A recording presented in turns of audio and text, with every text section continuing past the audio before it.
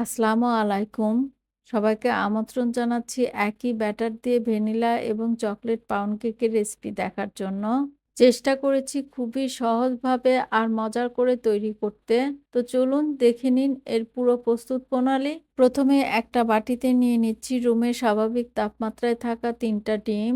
ডিমগুলো ফ্রিজে থাকলে অবশ্যই ১-২ ঘন্টা আগে বের করে রাখবেন। ফ্রিজের ডিম দিয়ে কিন্তু কেক ভালো হবে না।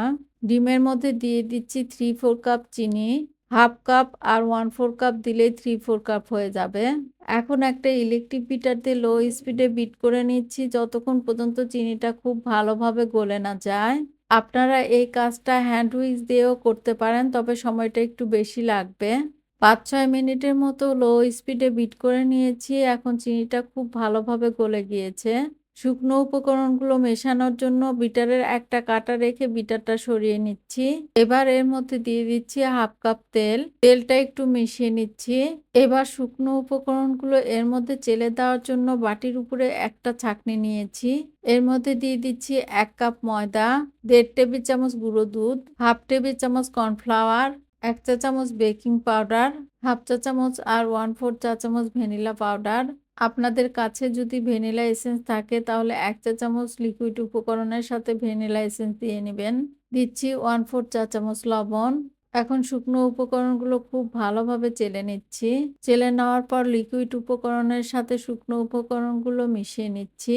সবকিছুকে খুব ভালোভাবে মিশিয়ে নিতে হবে, এর মধ্যে যেন কোনো দলা না থাকে।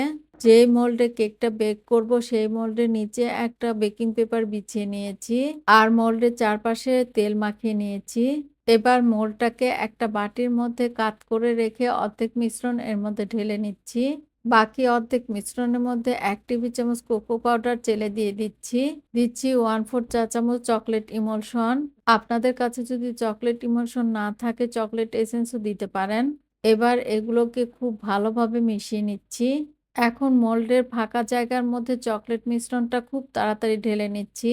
সম্পূর্ণ মিশ্রণ ঢেলে নেওয়া হয়ে গেলে মোল্ডটাকে ধরে ২-৩ বার বাড়ি দিয়ে নিচ্ছি। এতে করে ভিতরে কোনো অংশ ফাঁপা থাকলে ব্যাটার দিয়ে পূরণ হয়ে যাবে। আজকের কেকটা আমি বেক করব ওভেনে।